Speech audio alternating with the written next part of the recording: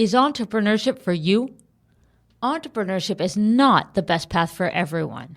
But why is it so appetizing? Because it means building something that matters to you. I've spoken with so many bright and talented people who feel stuck in a job that's not meaningful to them and does not inspire them. So they want to start their own thing. Entrepreneurship is not as easy as it sounds. So before we dive into it, let's take a look first at what may be a better option or the next right step forward for some people. A friend of mine asked me a few years ago to talk to her brother. He was depressed. He was so unhappy with his job. He was stuck in a rut. He was living where he wanted to live, but it seemed like his whole life was his corporate career. And he was totally uninspired by the work he was doing. He did not see any clear path to moving up in the organization or inspiring ways to grow.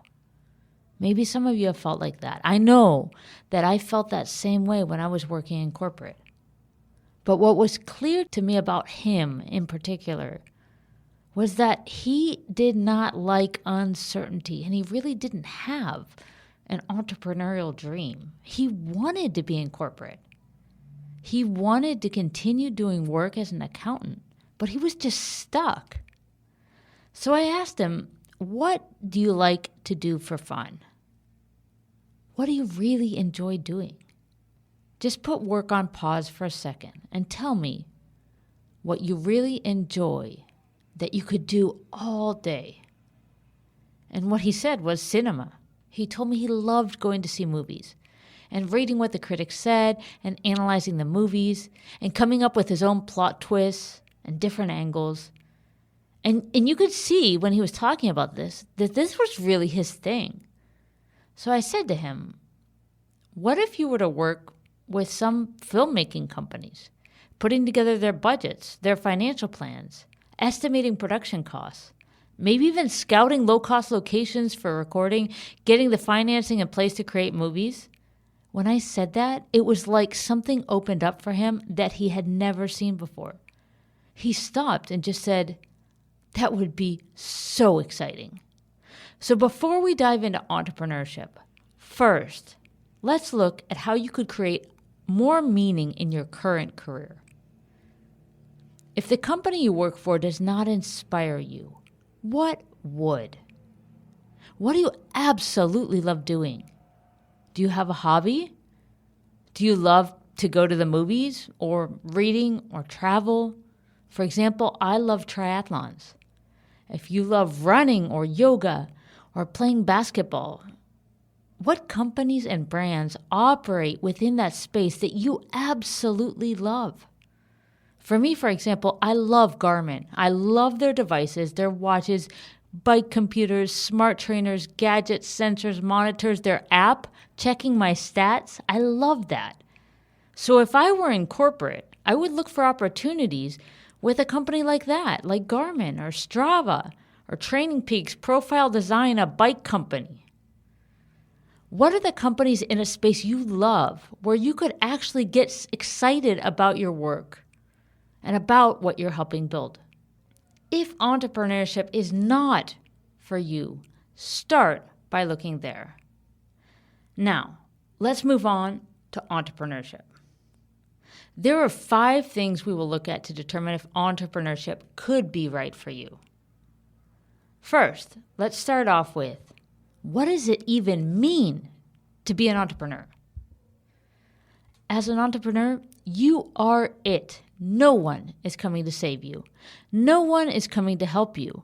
No one is going to review your work and say, oh, if you restructure that proposal, you could charge twice as much. Unless you hire a consultant, which is going to cost you money that you have to go make. So you are the captain, the skipper, the deckhand, the cook, and the engineer.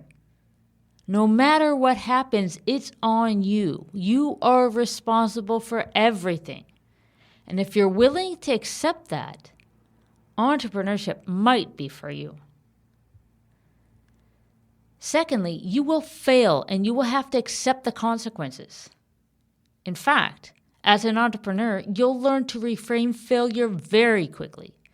When I started my first business, failure looked like not making profit the first month. Then having people say no to what I thought was a great product. Then completely missing sales targets.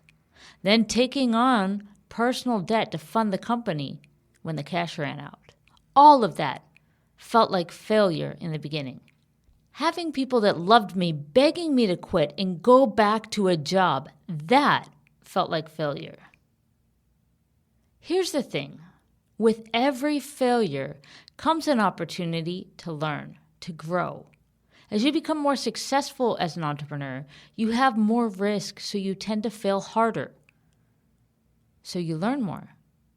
Entrepreneurs continuously have to invest in their education and in improving the quality of their assets. Your main asset is you, because we want to enhance the capacity of that asset to produce. By learning what doesn't work, we can learn what does.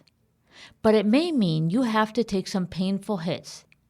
If you're ready to pay what we entrepreneurs call the success tax, the price you pay for learning what you need to know to build a successful business, then entrepreneurship may be for you. The third piece of the entrepreneurial journey is growth. Growth often means leaving behind people who are not on their own growth path. You may outgrow your current group of friends. You have to consciously curate your relationships as an entrepreneur to be around more of what inspires you and less of what pulls you down and keeps you where you're currently stuck at. Often entrepreneurship means ending relationships. And if you don't, you'll eventually resent those people for holding you back. You'll have to leave behind people, because reality is that there are people in your life right now that you probably spend a good deal of time with, whose vision for their own life in 10 years is not much different from what their life looks like right now. That's great for them. But if they're not looking to grow, they'll become like quicksand in your life. You will have to let relationships end. Growth also means taking on new habits and letting go of the old ones that no longer serve you. If you're ready to grow and leave behind the old version of you that served you perfectly to be at the level you're currently at, but that can't get you beyond that, then entrepreneurship may be for you. Next is getting uncomfortable. Moving beyond the perimeter of your comfort zone is something you have to do every day as an entrepreneur. If you think you can be successful as an entrepreneur and not be visible, you're setting yourself up for disaster. You have to be out there, not just doing the work, but pushing yourself beyond what's comfortable every single day. That may mean getting on stage, doing reels, waking up at 4 a.m, or investing in yourself to develop new skills. I used to be so uncomfortable on camera. Having my picture taken was like major drama, but I had to do it. I used to hate speaking in public. I would get so nervous. But like anything you practice 100 times, you can get it down. I am a super introvert, and I could literally hibernate in Zoom and never have a face-to-face meeting again. There was a time I had to conduct over 800 face-to-face interviews in less than 3 months. That's entrepreneurship. You have to get out of your comfort zone. So if you're willing to step out of your comfort zone every day, then you may be set up for entrepreneurship. The final and nearest and dearest to my heart is sales. People find entrepreneurship to be so sexy, but they find sales to be so sleazy. You will make no money if you can't sell. I don't care if you think you already have potential clients lined up. If the money is not in the bank, it will be game over for the business. Most people get into entrepreneurship without knowing how they'll sell. For sure, I started my first business in this way. It was terrible. I hated to ask for the sale. I hated to talk about prices. It felt so icky. And so I just hired an external sales force and delegated the problem. But guess what? They had other work and other clients. And that other work was paying more and converted quicker. So selling my product was not their number one priority. And so sales were just not coming in. Until I learned what sales really was, how to sell, how to get people so excited about your product that you never have to be pushy. Until I learned that, which I'll teach you in another episode, I was dead in the water. Do not start a business until you know exactly how you will monetize it, how you'll sell it specifically, and until you have the structures in place to do so. Now, if you're willing to learn to sell, to get out there, to offer your product or service, then you may be ready for entrepreneurship.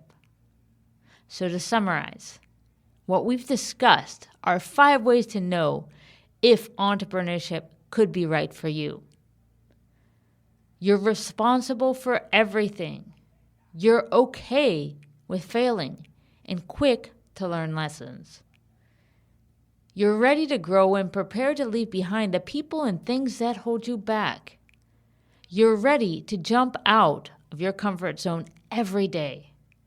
You're ready to sell your services. Number 5 tends to be the sticking point for so many people. If that's your case, keep listening because I'll be walking you through that process in one of the coming episodes. I'm Melissa Marchand, grateful to support you with tactics that work for selling your services. And if you know someone else who can benefit from this, please share the episode.